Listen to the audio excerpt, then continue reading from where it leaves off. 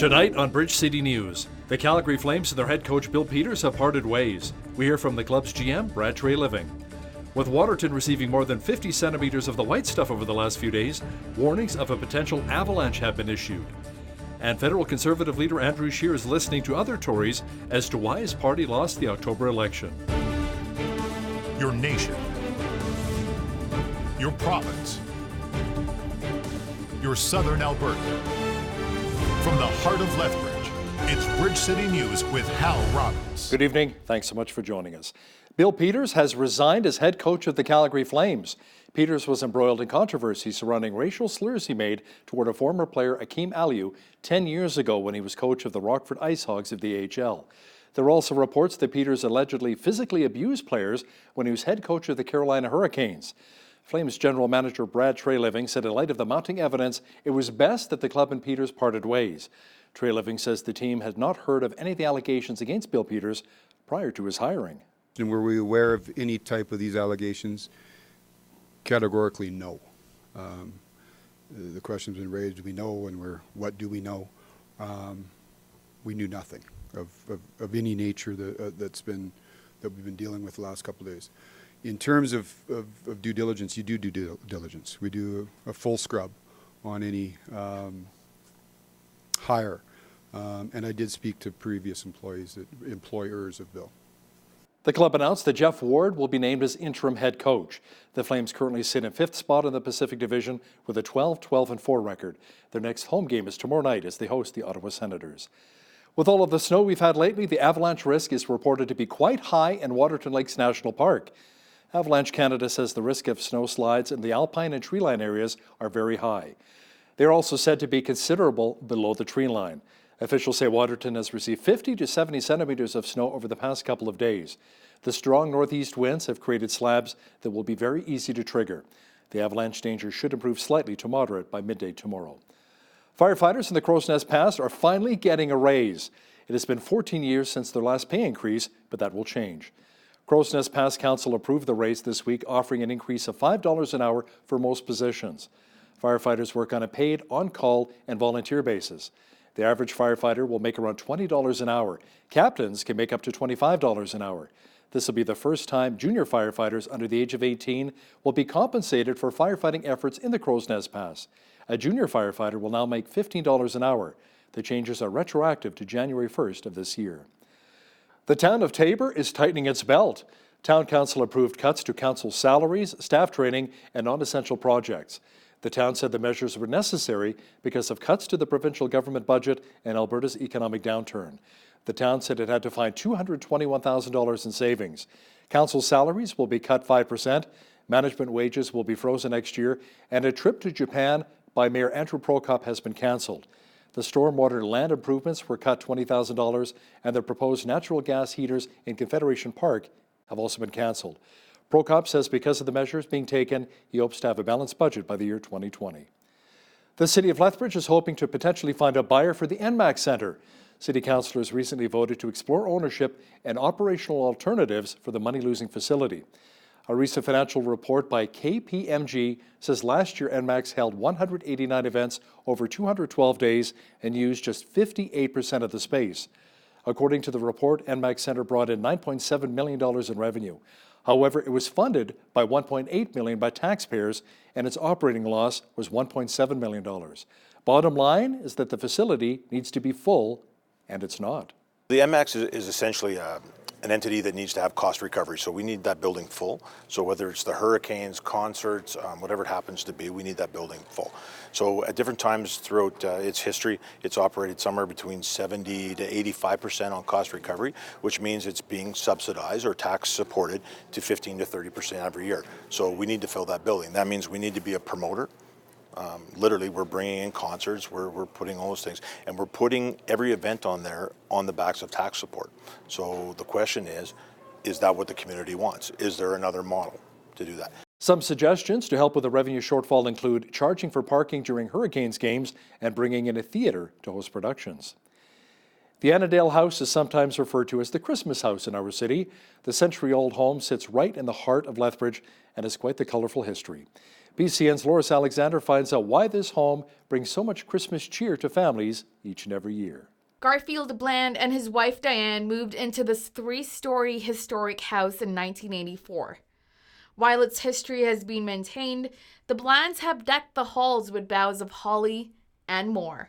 We moved in at the end of October because the people, they were sort of squatters actually, that were here wanted to have a Halloween party. Well, this house was, at that time, was very suitable for a Halloween party. It was a wreck. Bland says much of the displays are hand-built by himself, ideas that came to fruition on a whim, like this train set. I get an idea, and I think, well, that'd be great.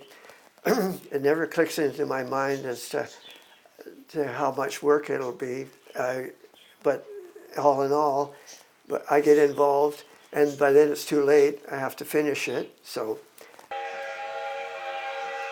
The Annandale Christmas House supports several local charities with their admission fees. Some of it goes to the food bank, some of it goes to the YWCA for mothers in need. So why a Christmas house?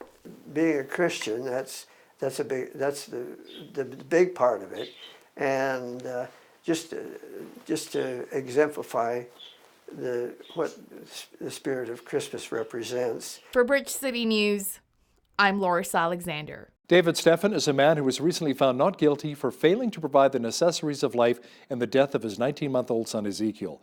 But the Crown has appealed, and he'll be going back to court next June. Steffen says there was a lot of misinformation circulating and how they were treating their son prior to his death. It's taking everything largely out of context and making us look like a bunch of crazies. And I think the reason that they're largely doing that is to make it look like it's not a peculiar case, but that this is a case of negligence, which it is not, and trying to get the public behind a conviction on this case when there shouldn't be a conviction in this case at all. Catch the entire interview with David Steffen as he discusses what his family has been through since the death of his son Ezekiel. That's coming up in the second half of our show. Canada's municipal leaders say the Trudeau Liberals are ready to get creative and how they will flow dollars to cities to help pay for new roads, bridges, transit, and water systems. Edmonton Mayor Don Iveson says the feds have ways of getting money to cities if the province gets in the way. We have had already very clear signals from the Prime Minister, the Deputy Prime Minister, and the ministers we've connected with even just in the last couple of days that they're willing to get creative to get things done for Canadians. And where provinces want to partner with that, we're going to get more leverage, we're going to get more done, we're going to get better results, we're going to create more jobs, we're going to solve more problems, we're going to save more money. And where there are provinces that refuse to do that, we still have to deliver all those same outcomes for Canadians that we were sent to city halls, legislatures, and parliament to deliver. And it will become clear over time which provinces are willing to be part of the solution and which are putting roadblocks up for political reasons or other reasons. A new report says Canada is nowhere near reaching its Paris climate targets. Our parliamentary reporter Ray Fillion says the feds may have to raise the carbon tax by quite a bit. Canada is nowhere near its targets for 2030, the targets under the Paris International Agreement. They say in order to meet those targets, Ottawa would have to quadruple its carbon tax to $260 per metric ton of CO2. And they're saying, a lot of experts are actually agreeing with this. They say that the carbon tax, even though it's despised by many people, including many politicians like Mr. Kenny in Alberta, they say that it's the most cost-effective way of lowering a country's greenhouse gas emissions. And this is what the Trudeau Liberals are advocating. Catch the full interview with Mr. Fillion talking tax and how Ottawa's apparently lost money since its purchase of the Trans Mountain Pipeline expansion. That is coming up after business news. Federal Conservative leader Andrew Scheer continued a listening tour of Tory supporters in Ottawa last night. It is his latest efforts to gain insight as to why the party failed to win a majority last month. We had a great meeting. I had an opportunity to sit down with our candidates and our MPs to talk about moving forward. Well, there are certainly people that may have interest in having a leadership race right now. I believe it's in our party's best interest to stay united, to stay focused on the task at hand, and that is showing Canadians that we're ready to govern this country, and that and that we are going to keep our country united. We're not going to give Justin Trudeau a free pass. I'm not going to give Justin Trudeau a free pass. We're going to do the hard work, do the necessary work to ensure that we finish the job we started, that I finish the job that we started, and win the next election. Andrew Scheer will be a guest speaker at the United Conservatives AGM tonight, beginning 8 o'clock in Calgary. The Ontario Secondary School Teachers Federation has announced it will hold a one-day strike if it cannot reach a collective agreement with the province by December 4th. The union's president says it's a necessary step to turn up the pressure during intense negotiations. It's not that the government came to the table to try to bargain strips. They unilaterally imposed those strips before bargaining even got going. They stripped class sizes, they stripped support staff out of the system, they've stripped students access to the assistance they need to be successful. The erosion of education is happening now, and we can't wait any longer for this to continue. We've been driven to this action. The minister has been unwilling to listen to parents. He's been unwilling to listen to the polls. He's been unwilling to listen to students, and they've continued to push on. The average teacher salary in Ontario is $92,900 for a high school teacher and $89,300 for elementary school teachers. Ken Webster, the Transportation Safety Board investigator in charge of a Kingston, Ontario flight which killed 7 people Wednesday evening, had an update earlier today for us. 5 of the victims were American, 2 were Canadian, and there were also 2 children on board. Webster said the plane was registered in the United States and the final destination was Quebec City. Shortly after 5 p.m., the aircraft collided with terrain approximately 2.8 nautical miles north of Kingston on the center line for the north-south runway. Unfortunately, all 7 people were fatally injured. The aircraft was destroyed and came to rest in a northerly direction. Examination of the wreckage, indicates that the angle of impact was very steep. However, there was no post-impact fire. According to a Safety Board news release, the next steps of the investigation will include analyzing the events which led to the crash by gathering information from devices found inside of the aircraft. Some people get a head start on the busy holiday shopping season. Many head to their favorite stores during the U.S. Thanksgiving festivities. New fridge, new stove, new microwave, a new dishwasher, basically the whole kitchen. What are we shopping for today? What do you have your eye on? Oh, I'm planning to get a MacBook Air. In all honesty, I mean, I did bring every card I could think of that I do own, but I'm hoping to keep it under like $1,000. Why are you guys opting to be here as opposed to doing it all online? Well, mostly because I can do this, and you can't really open a door on a fridge when you're looking at your phone. Also burn off a little calories in between dinner and then dessert later on, so for us it's really a win-win. I brought the Apple Watch Series 3 for $129. I think I hit the jackpot, you know? British police say 2 people were killed and 3 others were injured following a stabbing earlier today on London Bridge. A man has been detained and taken into custody. The news came after witnesses reported hearing gunshots in the area. Reports say police had shot the apparent attacker. Cars and buses on the busy bridge were at a standstill. City police urged people to stay away from the area. London Bridge was the scene of a 2017 attack when Islamic State-inspired attackers ran down people on a bridge, killing 2 before stabbing several other people to death in nearby Borough Market. Syrian refugees are receiving critical aid thanks to the efforts of Samaritan's Purse. Disaster response specialists are hard at work at a large refugee camp for recent Syrian arrivals in northern Iraq. The camp is made up of more than 10,000 people who are living in tents and struggling to care for themselves.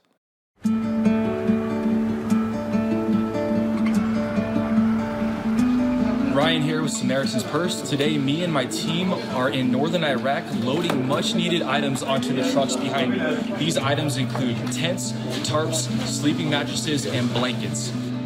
Once these items are loaded onto the trucks, they're going to be transported to the people where our partners are going to distribute the items to 3,000 families in need.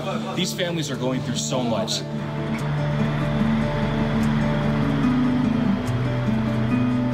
So I just ask that you pray for our Syrian brothers and sisters, that peace may enter into their hearts and into the communities in the name of Jesus.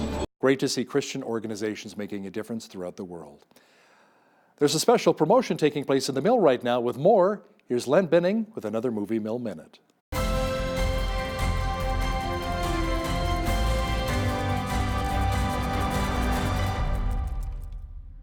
With over $1 billion in box office sales, Joaquin Phoenix stars as Arthur Fleck in The Joker.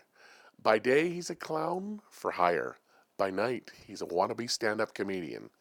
Unfortunately, the joke is on him. For my whole life, I didn't know if I even really existed. But I do. And people are starting to notice. Well, the weather has changed, and that means Christmas is around the corner. And here at the Movie Mill, we're here to help. For every $30 in gift cards, receive a $30 coupon package. Merry Christmas from us to you. Looks like a fantastic promotion at the mill. Well, we had lots of fog and some snow again today, but the flurries should be ending soon. A full look at the weather picture is on deck. We had a fog advisory earlier today with more snow. Tonight, a chance of flurries developing with a low near -18. Clearing tomorrow with a high expected near -7. Sunday, lots of sunshine on tap with the mercury climbing to -1. Monday, we should get up to 3 degrees. Tuesday, even warmer with a high expected near 5. Wednesday, a blue sky and 6. A mixture of sun and cloud on Thursday with a high expected near 9 degrees. Checking the almanac, the average high for this time of year is +1 with an average low of -10. The highest temperature on this date was recorded in 1969 at 17 degrees, and the record low, a chilly -31 in 2006. Sunrise was at 8:04, sunset at 4:36. Looking at our national forecast for tomorrow now, mainly sunny with a high of 5 expected for Victoria, BC, sunny and 4 for Vancouver.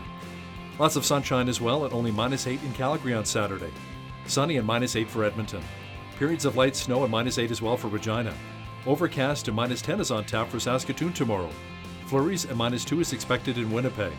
Mainly cloudy and a high of -1 for Toronto. Lots of sunshine and -4 for Ottawa. Blue sky, sunshine, and a high of -3 for Montreal on Saturday. Over the Maritimes, Fredericton, New Brunswick will have light flurries of -3. Halifax, Nova Scotia should receive flurries of -1. Charlottetown, PEI had a snow squall warning today. Tomorrow, more flurries and a high of 0. And in St. John's, Newfoundland, expect drizzle mixed with rain and a high near 6 degrees. Stats Canada says the annual rate of economic growth slowed to 1.3% in the third quarter. That is down from 3.5% from April to June. The third quarter growth rate was actually slightly higher than the 1.2% that economists had expected. Despite the slowdown, the Bank of Canada's forecast to leave its key lending rate unchanged at its next announcement next week. The Finance Department says the federal government ran a deficit of $5.8 billion in the first half of the current fiscal year. That is a reversal from the $1.2 billion surplus in the same period last year. The government agency says program expenses were up 8.6% from a year ago to $156.9 billion. It was mainly due to higher major transfers to other levels of government and direct program expenses. Revenues were up 3.9% to $164.1 billion due to increases in personal and corporate income tax revenues. The National Farmers Union held its 50th annual convention in Winnipeg this week. The theme this year was Farmers on the Front Line, celebrating 50 years of the farm movement. The group also acclaimed Katie Ward of Ontario as president. She says the main focus facing farmers include market access, prices, and improving local food infrastructure. The NFU is a direct membership organization that stands for strong policies, rural communities, and sustainable agriculture. Workers at Amazon distribution centers in Germany have gone on strike for better pay on Black Friday, which is one of the busiest days of the year for the online retailer. Their union says walkouts began overnight at 6 distribution centers across the country. A union official says Amazon staff want to send a signal that their work cannot be bought with the kind of extreme discounts the company offers this time of the year. Now, here's a look at today's markets. The TSX was down 74 points to 17,040. The Dow was down 112 points to 28,051. The S&P 500 was down almost 13 points on the day to 3140.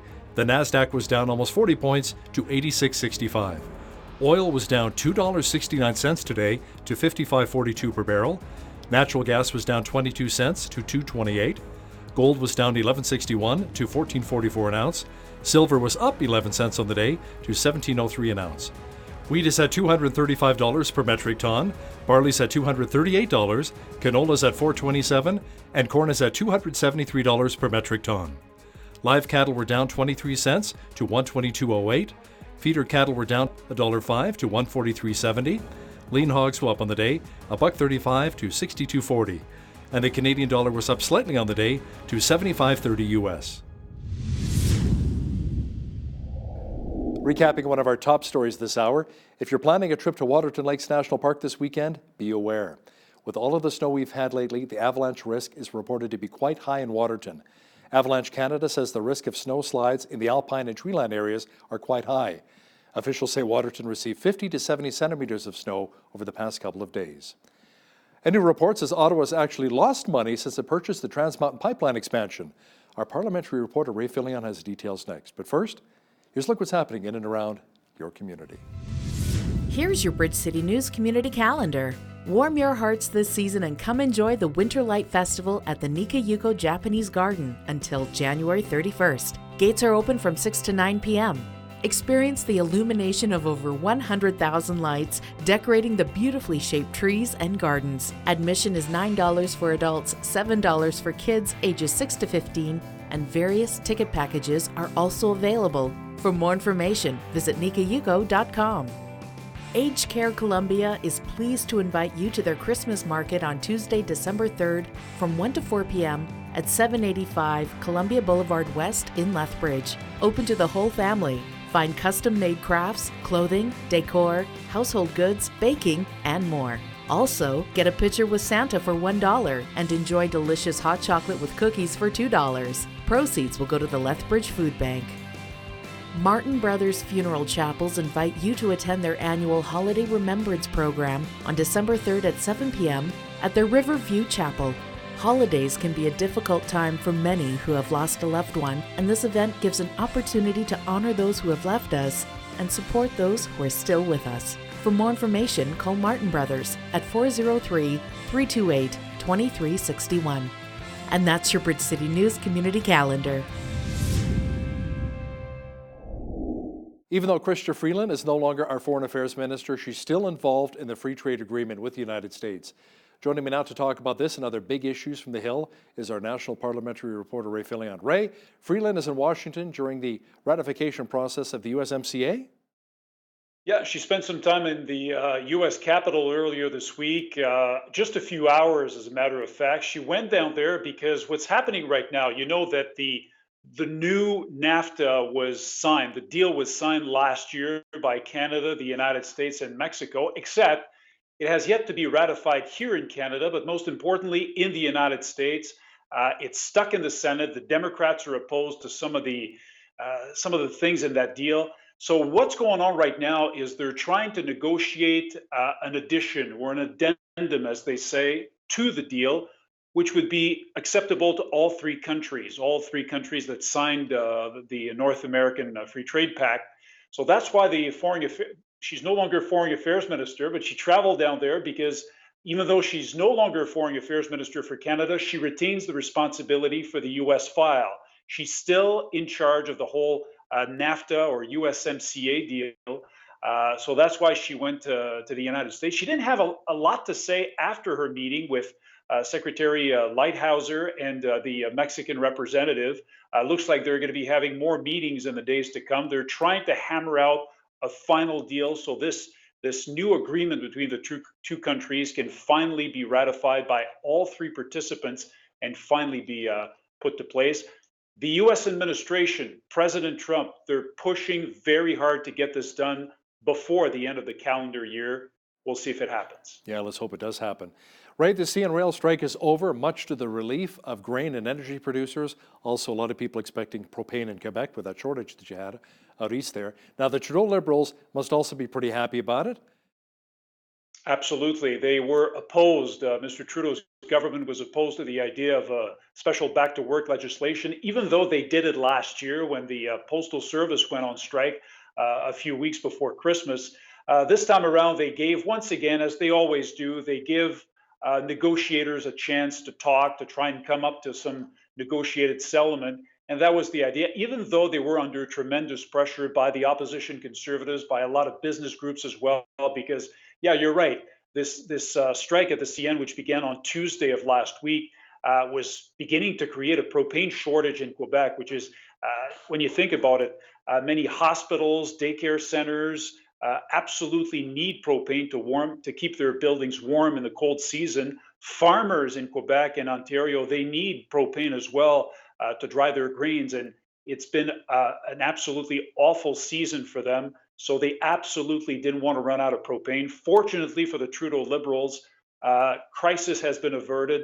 There was a last minute deal on Tuesday. It would have been very complicated for the Trudeau Liberals to recall Parliament, because Parliament is not scheduled to sit before December 5th. And obviously, if you want to recall Parliament after an election, you can't just snap your fingers and get MPs in place. You have to give them a 48-hour notice.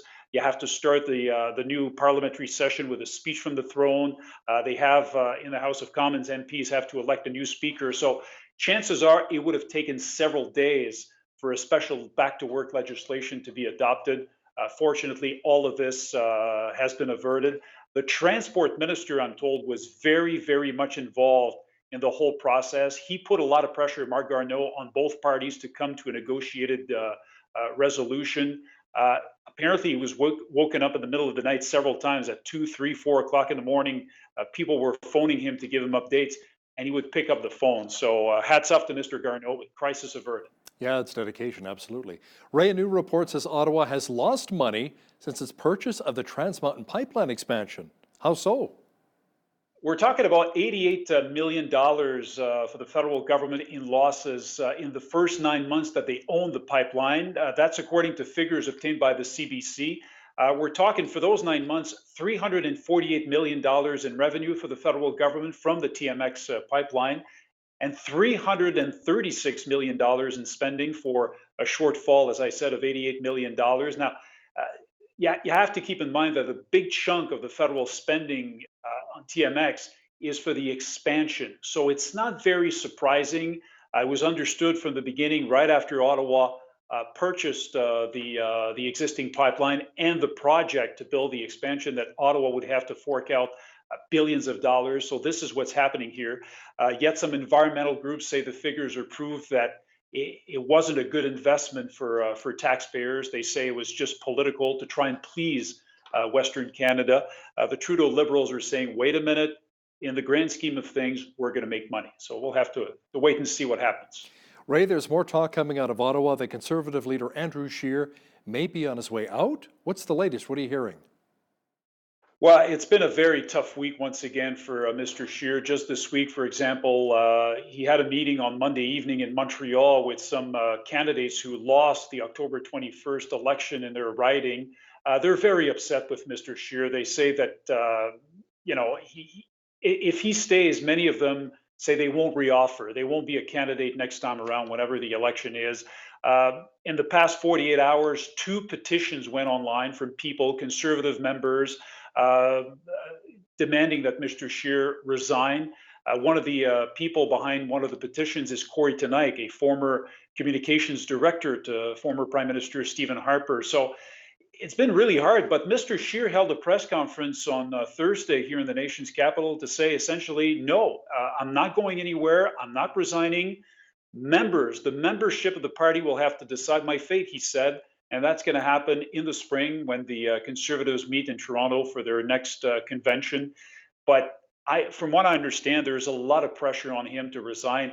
His Quebec lieutenant, Alain Reyes, was asked a couple of times this week, do you support Andrew Scheer? Do you think that Andrew Scheer is still the man to lead the party? And his answer was, it's not for me to say, it's for members to decide. So you can't really talk about a ringing endorsement here on the part of Mr. Reyes for Mr. Scheer. Tough times for the Conservative leader, who's hanging on to his job for now. But Ray, let me ask you, what are some of the reasons people are giving why they want to see Scheer step down? A lot of people in Ontario, the Maritimes, Quebec, and also in Western Canada are very disappointed the Conservatives didn't beat Justin Trudeau. Yes, they have more MPs than before the last election. Yes, they won the popular vote, but they're still in the opposition, and they say that Andrew Scheer should have won the election especially at a time when Justin Trudeau was a weakened leader, following things like Blackface. SNC Lavalin, blackface. There was a lot of controversy around Mr. Trudeau, but Mr. Scheer not being able to beat him. And a lot of conservatives were convinced that they were going to win this election. They didn't, so the disappointment is huge. Now, speaking of Prime Minister Justin Trudeau, he's not been very active publicly lately, Ray, but he's been meeting with some pretty important people. Yeah, absolutely. We're told he's spending the better part of his time these days in meetings. He had one this week with the Premier of Newfoundland and Labrador. On Thursday, he also met with the Premier of Nunavut. But yeah, you're right. He's been keeping a very low profile, and some people say it's actually a good thing because up until October 21st, perhaps he suffered from a case of overexposure in the media. He was literally everywhere, so he's taking a bit of a break from the limelight here. And things are going to pick up early next week as he's set to travel to London, England for the next NATO summit. Now that's going to be very interesting because he's going to meet. Well, I don't know if he's going to meet face to face yet with President Trump, but President Trump is supposed to be there. The two will likely get a chance to discuss free trade, the whole NAFTA thing. But the US president is undoubtedly going to ask from Canada and other countries to contribute more to their military. This is a big debate that they had a couple of weeks ago at the last NATO summit. President Trump putting a lot of pressure on Canada and other US allies to beef up military spendings. Now, NATO figures show Canada is on track to spend only 1.27% of its GDP on the military. The target is 2%. And Global News reported this week that US officials actually sent a blunt letter to Canada criticizing the level of defense spending in this country. So you can expect some more talk about that next week when the Prime Minister is at the NATO summit in London. So we may have to spend more money on than just use jets getting them from Australia, I guess. Possibly, yeah. Right, in order for Canada to meet its Paris climate targets, the carbon tax would potentially have to increase significantly. Millions of Canadians are not happy about that, including here in Alberta, when the federal carbon tax will kick in January. No, absolutely. And this is from Canada's Eco-Fiscal Commission that said this week that drastic measures are required if Canada is going to be curbing its greenhouse gas emissions, because they say Canada is nowhere near its targets for 2030, the targets under the Paris International Agreement. They say in order to meet those targets, Ottawa would have to quadruple its carbon tax to $260 per metric ton of CO2. And they're saying, a lot of experts are actually agreeing with this. They say that the carbon tax, even though it's despised by many people, including many politicians, like Mr. Kenny in Alberta, they say that it's the most cost-effective way of lowering a country's greenhouse gas emissions. And this is what the Trudeau Liberals are advocating. But the bottom line here is, once again, Canada, according to all the experts who have a say on this, Canada is not doing nearly enough to meet its target to curb its greenhouse gas emissions. The World Meteorological Organization actually said this week how that the level of carbon dioxide in the atmosphere in Canada hit a record high in 2018. Yet in the last campaign, you'll recall that Prime Minister Trudeau committed Canada to a target of zero emissions by 2050. I have no idea how they're going to meet that goal, but anyway, the goal is there, and we'll see how they go about trying to meet that. But isn't CO2 actually good for trees, and then they convert it back to oxygen? Discussion for another time, maybe we can talk about I'm not a scientist. Yeah. Now, it's a big week next week as the new Parliament will begin sitting. Explain what that will actually look like with the Trudeau Liberals only having a minority government. Yeah, absolutely. That's going to be the first test, obviously, for the Trudeau Liberals. A speech from the throne is going to give way to a vote of confidence, meaning that the Liberals will have to have support for their speech from at least one of the three main opposition parties, the Conservatives, the Bloc, or the NDP, if they want to survive. Otherwise, we could have another election, although that's very unlikely, so close to the one we just had on October 21st. So the first order of business will be for parliamentarians, MPs, to elect a new speaker. Jeff Reagan is apparently the favorite for that job. He's the one who held that job in the past 4 years. Chances are he's going to be reelected again by his peers.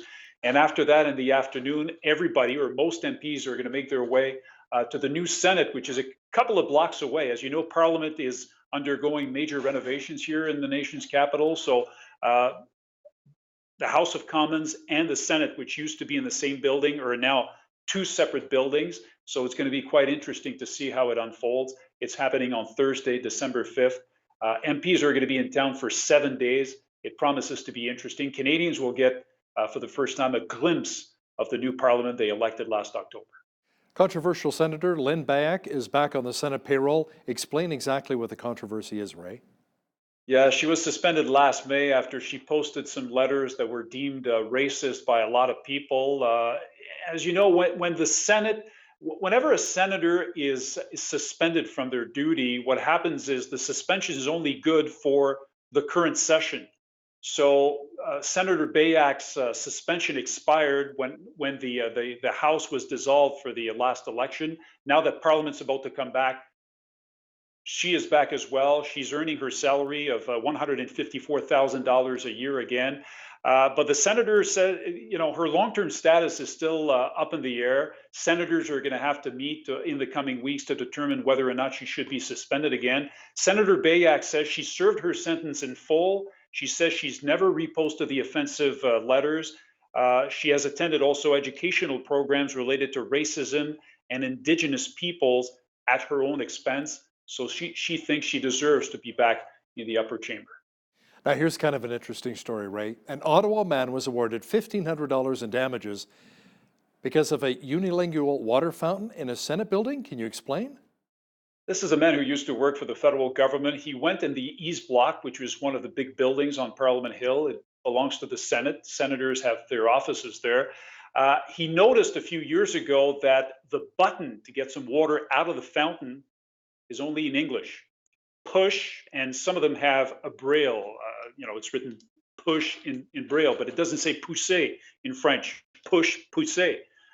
So he actually took the Senate to court, and a federal court judge this week awarded him $1,500 in damages, plus $700 for his court fees. They say that what the Senate did was wrong, not to have a bilingual button. So now they're looking for solutions. In the meantime, they put a sign above every single water fountain in that building. If you want water, press this button, the button below the fountain, and it's written in both official languages. So only in Ottawa. Easy $1,500 for this guy. Wow, good for him. Our national parliamentary reporter, Ray Fillion, joining me from Ottawa. Thanks so much, Ray. You're welcome, Hal.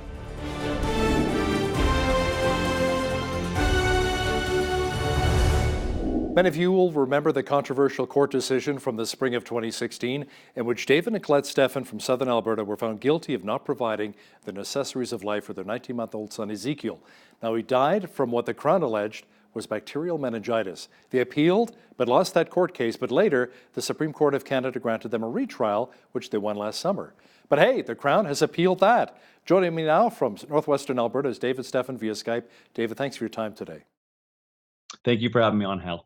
Now, how did you feel after finally winning the last court case? It was really great to finally have that chapter of our life kind of come to a close, or at least we thought. So, we realized that we had gotten enough of the evidence to bring forth the truth, and that the judge made the appropriate decision based on what was presented to him. And so we were really, really happy for that. Now, on the other hand, how do you feel about learning that the Crown has decided to appeal, which means you have to go through the whole process yet again? Well, we weren't really overly surprised when the Crown appealed. In fact, we would have been surprised had they not appealed. And the reason for that is the case law that was established to this last case was very good for parental rights in ensuring that the Crown couldn't bring erroneous charges against parents just for the sake that they have a preference of natural medicine over allopathic medicine. And so it was a beautiful thing for parents and for natural medicine, or not but medicine choice or medical choice here in Canada. And so what the Crown now has to prove is that medical attention would actually make a difference in order to establish it as a necessary of life. And so that was a really beautiful thing, rather than saying, well, you didn't take your child to the doctor. We feel you should have taken your child to a doctor sooner, even though there's no evidence that it could help. now you're a criminal for doing that. And so now they have to prove that. So that's a very beautiful thing. And so we're not surprised, but we're ready to move forward. Now, the original medical examiner found that Ezekiel died of bacterial meningitis, but Judge Claxon sided with the defense expert, the former chief medical examiner of Alberta, who said the cause of death was actually a lack of oxygen. So judges are not medical experts, David, but they do have to make a judgment. Why do you think the judge agreed with your defense expert? There's a number of reasons. One, there was no scientific basis to say that Ezekiel had bacterial meningitis.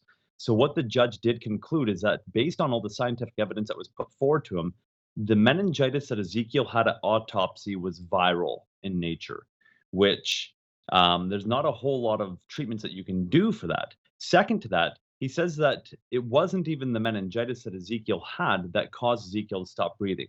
It had not been well established enough in the brain to even cause any damage. And so we hypothesized that actually Ezekiel likely contracted that meningitis while in hospital because he didn't have the symptoms of it previous to hospital, as well as he was on a steroid treatment that compromised his immune system for the entirety of his stay in the hospital. So it's more likely that that took place. And that came out as evidence in the court that both medical examiners testified to that being possible, that he contracted the meningitis during his hospital stay. And so we still don't know exactly why Ezekiel stopped breathing. But there was evidence presented to the judge that said it was likely due to an obstruction of the airway, hypothesis being croup, could have been something else, and that had he been able to be intubated, had Ezekiel had available to him the proper equipment necessary for him in that moment in an ambulance, he would have most likely lived. And that was the evidence that was brought forward to the judge, and there was actually scientific evidence to substantiate it. And so he went with what would have been most probable based on the legitimacy of the evidence that was presented to him. Now, the Crown says the judge erred by insisting prosecutors had to prove taking Ezekiel to the doctor would have saved his life. Now, the Crown also pointed out in his decision that the judge noted that the Nigerian-born medical examiner spoke with a strong accent that was hard to understand. This, they argue, indicates a reasonable apprehension of bias. Your thoughts? Yeah, not the case at all. The reason why the judge made those comments is it was his duty to do so because we had brought that up as the defense as one of the issues in regard to the weight of the evidence, or even the doctor being qualified as a medical expert, being that we couldn't understand largely a lot of what he was saying. The madam transcript was having a problem figuring out what he was trying to say when she was doing all the typing. It was a really hard. It was hard to comprehend any of the evidence that he was bringing forward, and so we brought that forward as one of our arguments. And so when the judge made those comments, it was purely in response to our arguments about him even being qualified as an expert. So he didn't go out of his way to make these comments. He was merely addressing our comments, and yet he still qualified Dr. Adiagbo as a medical expert in his field and said that the lack of being able to understand him merely goes to the weight of evidence because if you can't understand the evidence, there's nothing you can do with it, right? And so that's what he did. Will the Crown still need to prove taking Ezekiel to the doctor would have, in fact, saved his life? That would be a good thing if they have to prove that, because in fact, it would be illogical to not have to establish something as being necessary, as in it would make a difference in order to convict somebody of failing to provide a necessary of life. So if a clear-cut case, if somebody dies from dehydration, if a child dies from dehydration, and it's obvious they were under the care of a guardian or a parent, then of course that parent could be charged for failing to provide a necessary of life. That's just a given that water being deprived from a child is going to cause dehydration to the point of death. And so what the Crown has to do is prove that the medical attention that they claim would have changed the outcome, though they can't prove that it would have changed the outcome at all, that in order to convict us as parents, they have to say that one, we were well aware of a situation that was endangering his life, and that it was foreseeable that if we didn't do anything about it, that he would have died. And two, that by doing something about it, taking him in to a doctor, that would have actually made a difference, right? Because if it wouldn't have made any difference, then at the end of the day, how can you convict a parent for taking actions that they thought was in the best interest of their child, that wouldn't have made a difference whether they chose the left or the right? David, you feel that the Crown is potentially wanting to make you and your family an example? Absolutely. This is a very peculiar case. These charges have always been reserved for cases of negligence. In a number of the hearings back in 2016, the judge identified this was clearly not a case of negligence, and that it was actually a peculiar case because of that. Once again, in this spring, back in March, the judge, Justice Rook, Associate Chief Justice Rook, second top judge in Alberta, identified as well that this is not a case of negligence, but rather a choice of care case that brings us to the courts. And so when we take a look at it, it's one of the first case of its kind in Canada, though a lot of the larger media outlets have used it to make it look like we're negligent. That's not the evidence that's before the courts. And so they're definitely using this as an example for I'm sure a number of reasons, because we've got about a 20-year history fighting legislation and all that here in Canada. And so they would stand to benefit from that, being that we beat them in the courts back in 2005 against Health Canada, making sure that natural health freedom was established here in Canada. But further to that, they're starting to move forward. This is the first case of its kind, but there's more cases that have begun to come forward wherein it seems to be an attack on parental rights, parents that don't quite fit the mold. So if they're having home births, if they're doing their homeschooling, if they have more of an alternative lifestyle, different diet, religion seems to be a common factor amongst the parents that they're targeting. And so they seem to be profiling parents. And so there seems to be no doubt that our case, one, is a precedent-setting case, but they needed to kind of move forward to be able to convict other parents on similar things as well. Let's talk about the hole that Ezekiel's death has left in your life. How are you, Colette, and your family coping right now? As you can imagine, it's been extremely tough. There's no doubt about that. We were left with an absolute emptiness. He has one older sibling. And so at the time that Ezekiel passed away, we were left with our 4-year-old son, Ezra.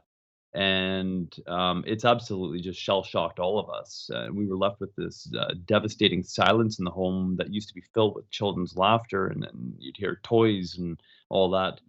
And so it's always really plagued us. Whenever we go out for a family event, there's always that hole that there's somebody missing. And we'll never get that back. Even at one point, we considered adoption to try to fill that void. And that didn't take place, obviously, because they charged us shortly after that. And there was probably no way that we would have ever been approved for adoption. And so it's just one of those things that I guess you learn to cope with. I guess you never fully heal from it. And so, yeah, it's been hard on our family, but it's definitely drawn us closer to our Creator, our God. Absolutely. How about the financial burden as well, David? You guys must have taken quite a financial hit as well, especially with court case after court case after court case. No, I normally don't focus on that. There's a reason why I self-represented this last trial, just because of the fact that we couldn't afford to hire a lawyer. We did end up getting half-price lawyers for Colette that could just kind of pitch in as time dictated, as their schedules would allow. And that was one, half price, and two, they weren't even preparing really for court. They didn't spend the months in advance preparing, so it was really a budget court case that we just ran. But it's I haven't even done a proper accounting of it recently, but it's at least $1.2 million at this point that it's burdened us over the last 7 years. And so it's definitely changed our lifestyle substantively. We've had to sell a lot of stuff. Our standard of living obviously has changed. Our day-to-day activities have changed. Family vacations have changed. Everything's changed, right?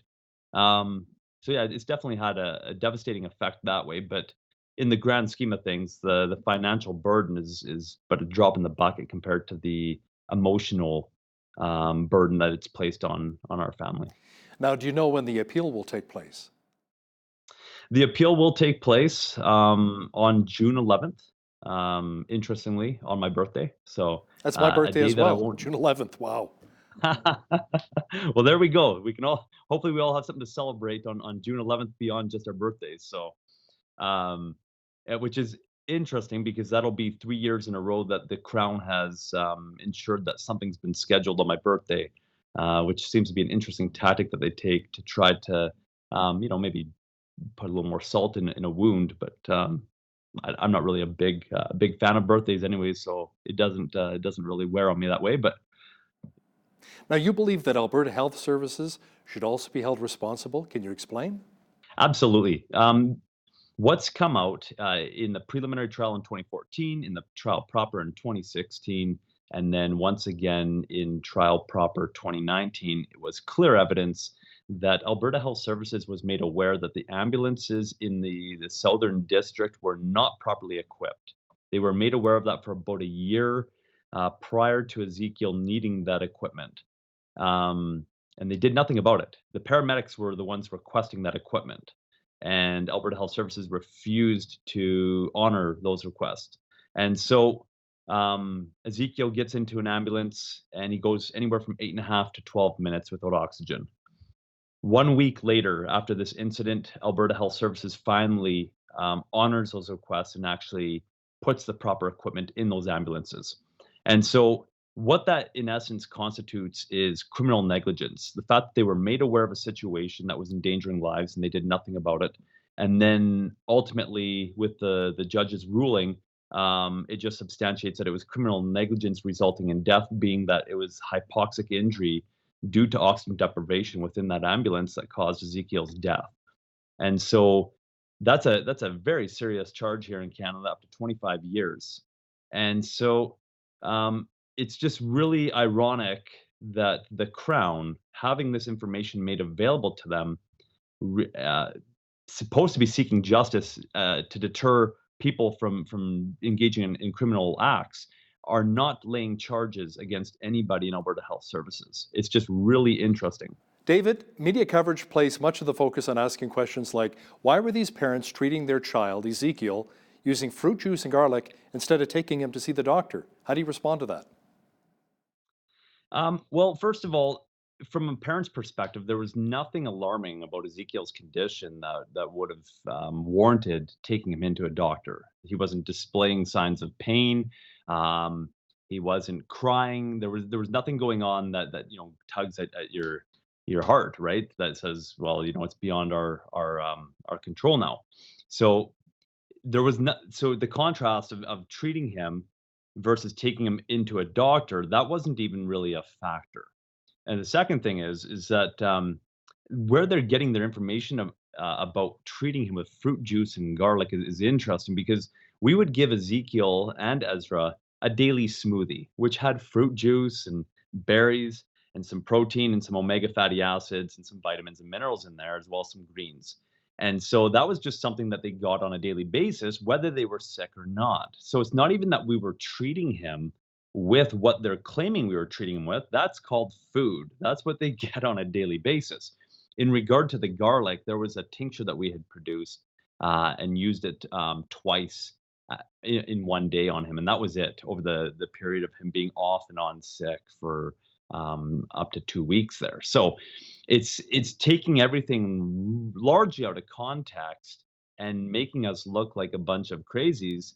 And I think the reason that they're largely doing that is to make it look like it's not a peculiar case, but that this is a case of negligence, which it is not, and trying to get the public behind a conviction on this case when there shouldn't be a conviction in this case at all. And really, a lot of parents would relate to us if they knew the truth on this matter. If they actually saw the evidence for what it was, they'd say, wow, that would have been us during this situation or this situation.